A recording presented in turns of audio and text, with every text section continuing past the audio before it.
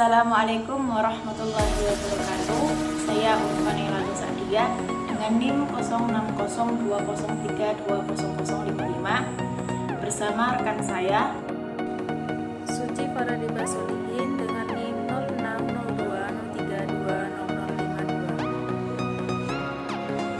0602032052. Di video kali ini kami akan memaparkan materi dengan judul analisis perencanaan dalam memproyeksikan organisasi.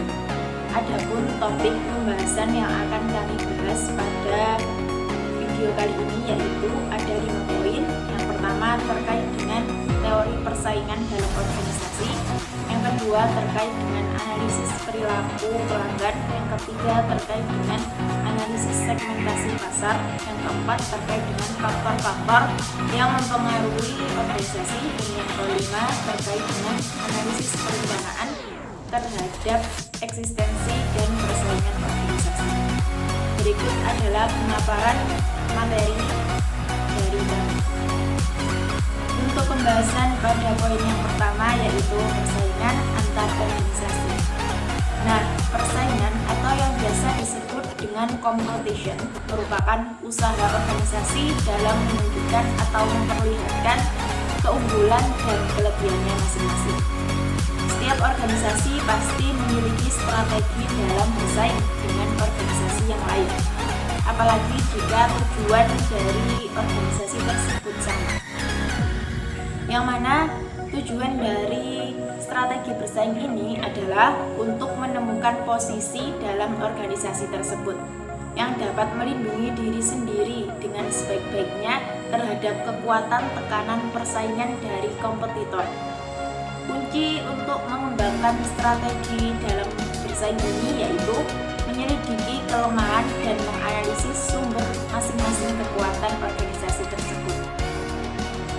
Nah, berikut adalah analisis strategi bersaing dalam sebuah organisasi atau perusahaan, yakni dengan menggunakan analisis SWOT, yang mana dapat mengetahui posisi organisasi tersebut, baik dari segi kekuatan organisasi, kelemahan organisasi, peluang organisasi, dan ancaman sebuah organisasi tersebut. Untuk contoh konkret dalam strategi bersaing ini seperti dalam organisasi pendidikan, yang mana lembaga pendidikan itu harus menganalisis kekuatan atau strength. Semisal kekuatan dalam lembaga pendidikan sekolah dapat berupa keunggulan lembaga pendidikan itu. Contohnya seperti sumber daya manusia yang memadai, image organisasi yang bagus, kepemimpinan yang cakap, dan pelayanan yang bagus, serta keunggulan lain yang dimiliki oleh lembaga pendidikan tersebut. Kemudian poin yang kedua terkait dengan kelemahan organisasi, yaitu kekurangan atau keterbatasan dalam sumber daya, keterampilan, dan kapabilitas yang menghambat kinerja efektif perusahaan atau organisasi itu. Kelemahan yang perlu untuk dibenahi semisal dalam pengelolaan lembaga pendidikan yaitu dari aspek sumber daya manusia yang kurang kompeten, sarana prasarana yang masih terbatas, output lembaga pendidikan yang belum sepenuhnya bersaing dengan lembaga pendidikan yang lain. Poin yang ketiga terkait dengan peluang atau opportunities, yaitu sebagai situasi lingkungan eksternal yang menguntungkan bagi organisasi. Semisal dalam organisasi pendidikan, yakni peluang dalam mengembangkan pendidikan ke arah internasional. Contoh kedua seperti pengembangan lembaga pendidikan, yang mana di era sekarang yang sedang krisis moral dan krisis kejujuran seperti saat ini diperlukan suatu lembaga pendidikan Islam yang lebih dominan, misal seperti itu. Kemudian yang poin keempat mengenai ancaman, yakni pengganggu utama bagi posisi organisasi. Bisa berupa masuknya pesaing baru, lambatnya pertumbuhan pasar, dan meningkatnya kekuatan tawar-menawar pembeli atau pemasok penting. Jika ancaman tersebut tidak segera diatasi, maka akan menjadi ganjalan bagi suatu perusahaan atau organisasi tersebut di masa sekarang ataupun masa yang akan datang.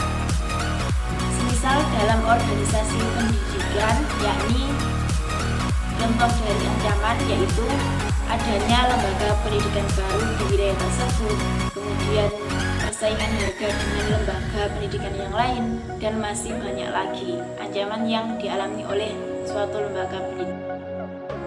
Adapun contoh persaingan organisasi dalam ranah perusahaan, yakni dalam diagram batang seperti gambar berikut, yakni contoh bentuk persaingan usaha di sektor perbankan, yang mana dapat disimpulkan bahwa tingkat persaingan usaha di sektor perbankan ini terus meningkat. Walaupun demikian, nilai skor indeks persaingan usaha di sektor perbankan ini masih relatif rendah. Sebagai contoh, indeks persaingan usaha di sektor perbankan masih berada di sekitar nilai 0,37 atau masih di bawah nilai tengah sebesar 0,50. Mengingat indeks persaingan usaha itu dikatakan tinggi ketika skor indeksnya mendekati angka 1. Itu adalah contoh persaingan dalam ranah perusahaan. Untuk pembahasan materi yang kedua yaitu tentang perilaku pelanggan atau konsumen. Perilaku pelanggan merupakan hal-hal yang mendasari individu atau kelompok organisasi tertentu dalam memilih, menentukan, dan memposisikan layanan atau produk-produk perusahaan atau organisasi. Dalam sebuah organisasi harus dapat mengetahui perilaku dan kebutuhan serta keinginan pelanggan perusahaan atau organisasi tersebut.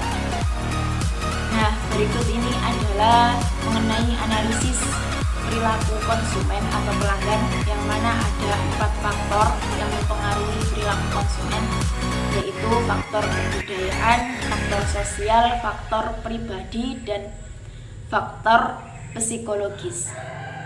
Yang pertama, faktor kebudayaan. Nah, faktor kebudayaan ini tuh memberikan pengaruh paling luas pada tingkah laku konsumen. Pemasar harus mengetahui peran yang dimainkan oleh budaya, subbudaya, dan kelas sosial pembeli. Yang kedua, faktor sosial. Tingkah laku konsumen itu juga dipengaruhi oleh faktor-faktor sosial, yaitu bisa dipengaruhi oleh kelompok tertentu, keluarga, bahkan peran maupun statusnya. Semisal dalam ranah pendidikan, contoh konkretnya yaitu cara berpendapat konsumen pendidikan dalam memilih sekolah bisa dipengaruhi oleh keluarganya atau temannya. Yang ketiga yaitu faktor pribadi. Faktor pribadi ini didefinisikan sebagai karakteristik psikologis seseorang yang berbeda dengan orang lain, yang menyebabkan tanggapan yang relatif konsisten dan bertahan lama terhadap lingkungan. Keputusan membeli juga dipengaruhi oleh karakteristik pribadi seperti umur, pekerjaan seseorang itu juga mempengaruhi barang dan jasa yang akan dibelinya. Yang ketiga, situasi ekonomi. Nah, situasi ekonomi sekarang akan mempengaruhi pilihan produk yang akan dibeli. Pemasar produk yang peka terhadap pendapatan akan mengamati kecenderungan dalam pendapatan pribadi, tabungan, dan tingkat minat konsumen. Yang keempat, gaya hidup dan kepribadian serta konsep diri.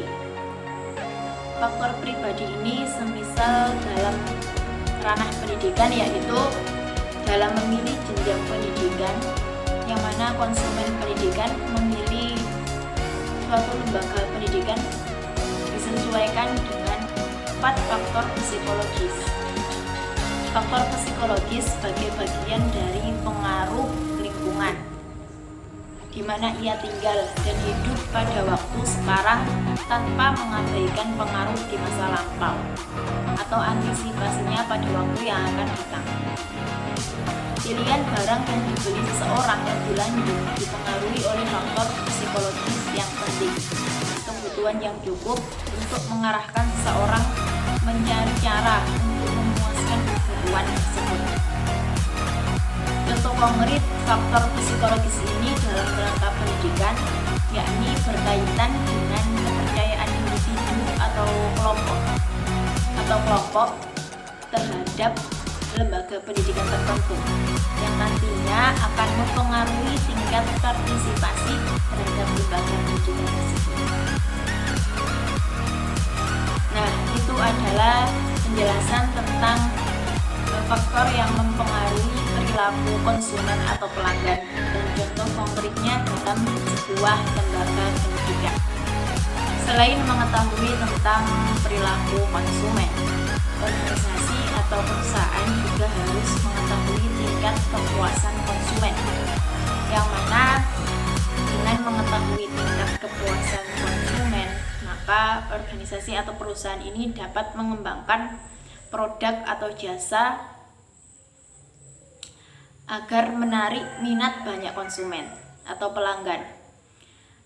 Di sini adalah beberapa faktor dalam menganalisis tingkat kepuasan konsumen, yang mana ada 5 faktor. Yang pertama yaitu kualitas pelayanan atau jasa, yaitu konsumen akan merasa puas apabila mereka mendapatkan pelayanan yang baik dan sesuai dengan yang mereka harapkan.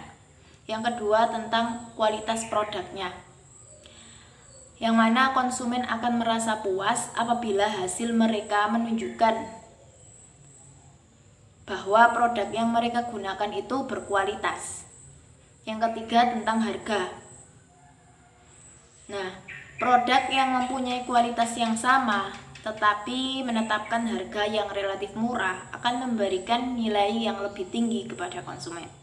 Yang keempat, dalam menganalisis kepuasan konsumen bisa melalui faktor situasi, yaitu keadaan atau kondisi yang dialami oleh konsumen.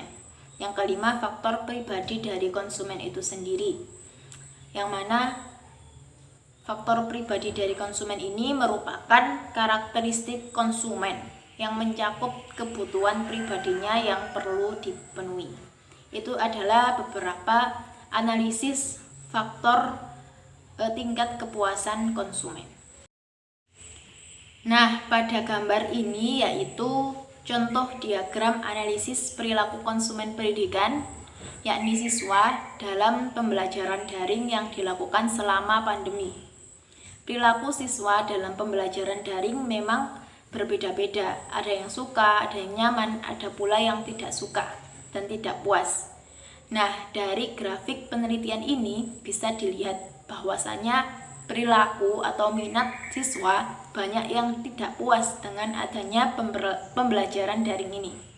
Mungkin dikarenakan beberapa kendala yang sering terjadi ketika penerapan pembelajaran secara online, sehingga mereka lebih dominan merasa puas jika pembelajarannya itu dilakukan secara luring. Ini adalah bentuk menganalisa perilaku konsumen dalam instansi pendidikan. Sebuah organisasi atau perusahaan juga perlu menganalisis segmentasi pasar, yang mana segmentasi pasar itu merupakan proses pembagian kelompok-kelompok konsumen tertentu di dalam pasar yang memiliki tingkat kebutuhan, keinginan, dan karakteristik yang berbeda-beda. Dalam praktiknya, segmentasi pasar terdiri dari segmentasi pasar konsumen dan segmentasi pasar industrial. Setiap segmen memiliki variabel tertentu, namun pada dasarnya variabel yang digunakan itu tidak terlalu jauh berbeda. Nah, Philip Kotler merumuskan dasar-dasar untuk membuat segmentasi pasar konsumen, yang mana dibagi menjadi 4 segmen. Yang pertama, segmentasi geografis, yang kedua segmentasi segmentasi demografis, yang ketiga segmentasi psikografis, dan yang keempat yaitu segmentasi perilaku. Yang pertama, segmentasi geografis. Segmentasi geografis membutuhkan pembagian pasar menjadi unit geografis yang berbeda, seperti negara, wilayah, negara bagian, daerah, kota, atau bahkan lingkungan sekitarnya. Suatu perusahaan mungkin memutuskan untuk beroperasi di satu atau beberapa wilayah geografis, atau beroperasi di seluruh wilayah, tetapi memberi perhatian pada perbedaan geografis dalam kebutuhan dan keinginan konsumen. Contoh konkret dari segmentasi pasar geografis dalam ranah pendidikan, yakni analisis terhadap daerah-daerah yang masih belum tersedia layanan jasa pendidikan. Yang kedua yaitu segmentasi demografis, yang mana segmentasi demografis ini membagi pasar menjadi kelompok berdasarkan variabel seperti usia, jenis kelamin, ukuran keluarga, siklus hidup keluarga, pendapatan, pekerjaan, pendidikan, agama, ras, generasi, dan kebangsaan. Faktor-faktor demografis tersebut adalah dasar paling umum yang digunakan untuk menetapkan segmentasi kelompok pelanggan. Salah satu alasannya yaitu bahwa tingkat variasi kebutuhan, keinginan, dan penggunaan konsumen sering berhubungan erat dengan variabel demografi. Variabel demografis merupakan variabel yang paling mudah diukur dibandingkan dengan variabel yang lainnya. Contoh konkret dari segmentasi demografis dalam ranah pendidikan yaitu analisis tentang tingkat pendapatan masyarakat akan menjadi informasi penting bagi sebuah lembaga pendidikan dalam menentukan biaya personal bagi konsumen pendidikan. Ketiga yaitu segmentasi psikografis, yang mana segmentasi psikografis ini membagi pembeli menjadi kelompok berbeda berdasarkan kelas sosial, gaya hidup, atau karakteristik kepribadian. Nah, orang-orang dalam kelompok demografis yang sama bisa memiliki komposisi psikografis yang sangat berbeda. Contoh konkret dari segmentasi psikografis dalam ranah pendidikan yaitu tentang analisis gaya hidup milenial, yang mana mereka akan mencari sebuah lembaga pendidikan yang mendukung dan membentuk potensi yang dimilikinya. Yang terakhir, segmentasi perilaku, yang mana segmentasi perilaku ini membagi pembeli menjadi kelompok berdasarkan pengetahuan, sikap, penggunaan, atau respon terhadap sebuah produk. Banyak pemasar percaya bahwasanya variabel perilaku adalah titik awal terbaik untuk membangun segmentasi. Contoh dari segmentasi perilaku dalam ranah pendidikan yakni menganalisis tentang kebiasaan hidup gotong royong masyarakat akan menjadi potensial untuk membangun sebuah lembaga pendidikan yang partisipatif. Itu adalah beberapa pembagian dalam segmentasi pasar dan contoh konkretnya dalam. Nah, ini adalah contoh dari segmentasi pasar dalam industri perusahaan, yakni bisnis fashion, yang mana dalam tabel tersebut peneliti membagi segmen pasar menjadi 4 bagian, yakni segi geografis, demografis, perilaku, dan psikografis. Jadi, rekapitulasi jawaban responden tentang segmentasi pasar yang dilakukan oleh peneliti, diketahui bahwa berdasarkan hasil jawaban responden segmentasi pasar yang telah dilakukan pelaku UMK produk fashion tersebut dianggap tepat dengan perolehan skor 2049, yang mana presentasinya 76%, yang menyatakan segmentasi pasar yang dilakukan UMK produk fashion tepat sasaran. Akan tetapi masih banyak indikator-indikator yang perlu diperbaiki, seperti dalam penetapan harga yang dianggap kurang tepat, wilayah cakupan penjualan yang kurang tepat, dan pembelian produk pada event tertentu yang juga kurang tepat. Itu adalah contoh analisis segmentasi pasar dalam ranah industri atau perusahaan di bidang bisnis fashion.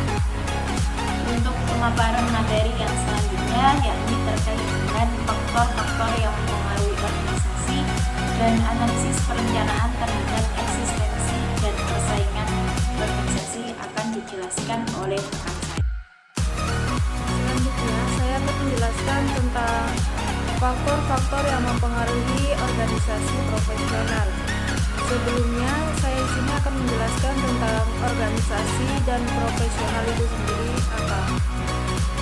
Organisasi itu merupakan suatu perserikatan manusia antara dua orang atau lebih yang di dalamnya terdapat susunan atau aturan serta sistem aktivitas kerja untuk mencapai tujuan bersama.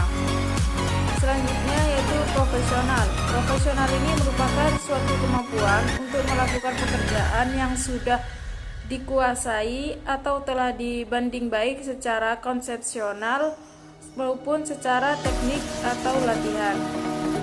Kesimpulan yang telah saya dapatkan dari organisasi dan profesional yaitu organisasi profesional merupakan sekumpulan orang yang berpotensi serta memiliki kemampuan atau keahlian tinggi yang kemudian dikumpulkan dalam suatu wadah untuk bekerja sama secara rasional, sistematis, dan memanfaatkan sumber daya untuk mencapai tujuan organisasi.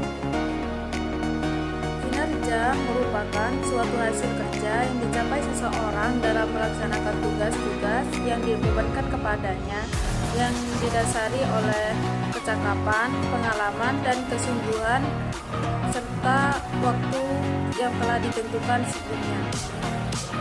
Faktor-faktor yang mempengaruhi organisasi profesional. Yang pertama, pengaruh kepemimpinan. Kepemimpinan memiliki pengaruh besar terhadap organisasi profesional. Berdasarkan dari artikel-artikel yang telah dijelaskan, yaitu kemampuan seorang pemimpin dalam berkomunikasi dan konseptual untuk dapat berkoordinasikan anggota organisasinya secara efektif sehingga dapat menciptakan suasana berorganisasi yang dapat memotivasi para pegawainya untuk memberikan terbaiknya. Selain itu, kemampuan dari kepemimpinan yaitu administrasi, yang mana pemimpin itu harus bisa melakukan perencanaan dan pengawasan terhadap setiap kegiatan yang dilakukan. Serta kemampuan yang lainnya seperti kemampuan teknis yang setidaknya pemimpin itu harus mengerti akan dasar-dasar dalam melakukan pekerjaan secara teknikal. Yang kedua, pengaruh komunikasi efektif. Komunikasi yang efektif memiliki pengaruh organisasi profesional. Komunikasi sendiri memiliki peranan yang penting dalam organisasi, sehingga komunikasi organisasi dengan segala teori yang ada di dalam menjadi hal yang penting, menjadi pusat fenomenal dalam organisasi saat di dalam organisasi terjadi perubahan sistem interaksi, komunikasi, dan turun membangun dan memelihara tercapainya tujuan organisasi. Yang ketiga, terdapat pengaruh kinerja. Kinerja memiliki pengaruh terhadap organisasi profesional, yang artinya kinerja itu merupakan suatu hasil kerja yang dicapai seorang dalam melaksanakan tugas-tugas yang dibebankan kepadanya yang didasarkan atas kecakapan, pengalaman, dan kesungguhan serta waktu yang telah ditentukan. Dan yang keempat yaitu pengaruh efektivitas organisasi. Efektivitas organisasi sangat berpengaruh terhadap keberlangsungan organisasi profesional. Berdasarkan artikel-artikel dan riset yang telah relevan dan direview, antaranya Efektivitas organisasi ini merupakan kemampuan suatu pekerja yang dilakukan oleh individu secara bersama-sama dengan mengkombinasi beberapa aspek sesuai tingkat keberhasilan suatu organisasi. Dengan kata lain, yaitu efektivitas organisasi yang merupakan suatu konsep penting karena dapat memberikan sebuah gambaran dalam mencapai keberhasilan meraih tujuan bersama. Selain dari 4 faktor yang dapat mempengaruhi organisasi profesional sebelumnya, juga terdapat faktor-faktor yang lainnya, di antaranya semangat kerja, lingkungan kerja, budaya kerja, etos kerja, dan faktor-faktor yang lainnya. Kesimpulan yang telah saya dapatkan dari penjelasan saya mengenai faktor-faktor yang mempengaruhi organisasi profesional, yaitu yang pertama, kepemimpinan berpengaruh terhadap organisasi profesional. Yang kedua, komunikasi yang efektif berpengaruh terhadap organisasi profesional. Dan yang ketiga, kinerja berpengaruh terhadap organisasi profesional. Dan yang terakhir yaitu efektivitas organisasi berpengaruh terhadap organisasi profesional. Berdasarkan para ahli yang telah diketahui bahwa efektivitas merupakan suatu konsep yang sangat penting. Mengapa sangat penting? Ya karena efektivitas ini mampu memberikan gambaran-gambaran keberhasilan suatu organisasi dalam mencapai sasaran, atau dapat dikatakan bahwa efektivitas ini merupakan tingkat ketercapaian tujuan dari aktivasi-aktivasi yang telah dilaksanakan dan dibandingkan dengan target yang telah ditetapkan sebelumnya. Efektivitas organisasi dipengaruhi oleh 4 faktor di dalam budaya organisasi, yakni yang pertama keterlibatan, yang kedua adaptasi, yang ketiga misi, dan yang keempat konsistensi. Yang pertama keterlibatan. Keterlibatan ini merupakan suatu perlakuan yang membuat staf merasa diikutsertakan di dalam kegiatan organisasi sehingga dapat membuat staf tersebut bertanggung jawab mengenai tindakan yang dilakukannya. Pada keterlibatan ini terdiri dari 3 indikator, yakni yang pertama pemberdayaan, yang kedua kerja tim, dan yang ketiga kemampuan berkembang.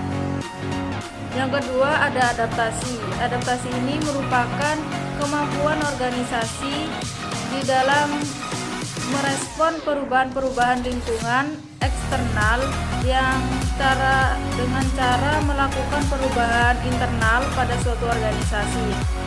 Kemampuan adaptasi dapat dilihat dari 3 indikator, yaitu yang pertama perubahan, yang kedua itu berfokus pada pasien, dan yang ketiga keadaan organisasi. Yang ketiga misi. Misi merupakan dimensi budaya yang mewujudkan pada tujuan inti organisasi yang menjadikan anggota organisasi teguh serta fokus terhadap apa yang dianggap penting oleh suatu organisasi. Kemampuan misi adaptasi dapat dilihat dari 3 indikator. Yang pertama yaitu strategi yang terarah serta tetap, yang kedua tujuan dan juga objektivitas, dan yang terakhir visi. Pada bagian yang keempat yaitu konsistensi. Konsistensi ini merupakan tingkatan kesepakatan anggota suatu organisasi terhadap asumsi dasar dan juga nilai-nilai inti organisasi.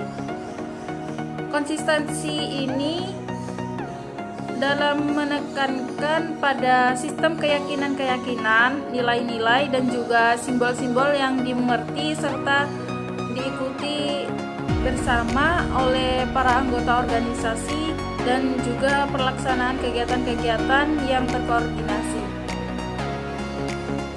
Konsistensi di dalam organisasi merupakan dimensi yang menjaga kekuatan serta juga stabilitas di dalam organisasi. Terdapat pendapat yang lain yang menyatakan bahwa konsistensi dapat dilihat dari 3 indikator. Selanjutnya saya akan menjelaskan tentang analisis perencanaan terhadap eksistensi dan persaingan organisasi. Kultur organisasi merupakan bagian penting dalam organisasi yang merupakan integrasi strategik dari konsep budaya ke dalam respon aksi kepada perubahan lingkungan. Perencanaan strategi ini dikhususkan untuk membuat fokus suatu organisasi dengan tujuan sumber organisasi yang difungsikan dapat secara optimal melayani misi dari organisasi. Secara garis besar, aspek-aspek yang muncul dari perencanaan strategi yaitu efisiensi, efektivitas, dan adaptabilitas. Kinerja bisnis menggunakan pendekatan seleksi strategi maka akan menjadikan fokus pada variabel organisasi, yang dimana organisasi itu merupakan variabel yang paling penting dalam menciptakan keunggulan bersaing. Strategi keunggulan bersaing ada beberapa dimensi yang meliputi dari sumber daya yang bernilai, tidak mudah ditiru, berbeda dari yang lain, dan tidak mudah digantikan. Berdasarkan hasil analisis transkrip wawancara yang dilakukan dengan informan, penelitian dapat diidentifikasikan faktor-faktor dan aspek-aspeknya yang dipersepsikan oleh peneliti yang disajikan dalam bentuk tabel. Berikut tabelnya. Pemetaan faktor dan aspek perencanaan strategik. Ada 5 faktor beserta aspek-aspeknya. Yang pertama ada faktor manajerial. Aspeknya terdiri dari 3 aspek. Yang pertama ada keahlian manajerial, keyakinan manajerial, profesionalitas staf. Faktor yang kedua ada faktor budaya organisasi yang terdiri dari 3 aspek. Yang pertama aspek keterlibatan, konsistensi, komitmen organisasi. Yang ketiga ada faktor perencanaan strategik yang terdiri dari 3 aspek juga. Yang pertama misi perusahaan, tujuan yang diinginkan dicapai, dan pemilihan dan pengembangan strategi. Faktor yang keempat yaitu kinerja perusahaan yang terdiri dari 3 aspek, efisiensi, efektivitas, dan adaptabilitas. Yang faktor kelima yaitu strategi keunggulan bersaing yang terdiri dari 4 aspek, yaitu sumber daya yang bernilai, tidak mudah ditiru, berbeda dari yang lain, dan tidak mudah digantikan. Submodel perencanaan strategik keunggulan bersaing merupakan pengembangan model empiris yang divisualisasikan menurut faktor yang menunjukkan aspek-aspek yang ditunjukkan dalam menjelaskan perencanaan strategi keunggulan bersaing. Berikut gambar submodel yang telah dikembangkan oleh sang peneliti. Dapat dilihat di sini bahwa faktor yang mempengaruhi perencanaan strategi dalam menciptakan keunggulan bersaing di CV Mubarakpur ada 4 faktor yang mempengaruhi, yaitu faktor manajerial dan kultural organisasi yang dapat mempengaruhi perencanaan strategi perusahaan. Faktor manajerial sendiri memiliki 3 aspek, yaitu keahlian manajerial, keyakinan manajerial, dan profesionalitas manajerial. Dan selanjutnya ada kultur organisasi ini juga memiliki 3 aspek, antara lain yaitu keterlibatan, konsistensi, dan komitmen organisasi. Pada perencanaan strategi memiliki 3 aspek, yaitu misi perusahaan, tujuan yang ingin dicapai, dan pemilihan pengembangan strategi yang berpengaruh terhadap kinerja perusahaan. Kinerja perusahaan menghasilkan aspek-aspek seperti efisiensi, efektivitas, dan adaptabilitas. Dari keempat faktor yang telah disebutkan sebelumnya dengan masing-masing aspeknya, kemudian menciptakan keunggulan bersaing, yang tentunya keunggulan bersaing ini dapat memunculkan aspek-aspek seperti sumber daya yang bernilai, tidak mudah keliru, berbeda dari yang lain, dan tidak mudah digantikan. Kesimpulan dari yang saya jelaskan yaitu dapat mengetahui adanya 4 faktor yang berdampak terhadap rencana strategi perusahaan dalam mempertahankan eksistensi sehingga bertahan ke generasi selanjutnya. Terdapat 4 faktor tersebut, yaitu faktor manajerial, kultur organisasi, perencanaan strategi, kinerja perusahaan, dan strategi keunggulan bersaing, yang pada masing-masing faktornya memiliki aspek-aspek sendiri. Berdasarkan pada faktor dan aspek yang sudah ditemukan peneliti, membuat visualisasi dari faktor dan aspek yang mempengaruhi perencanaan strategi perusahaan dalam mempertahankan eksistensinya ke dalam sebuah soft model. Cukup sekian dari kelompok kami, kurang lebihnya mohon maaf. Wassalamualaikum warahmatullahi wabarakatuh.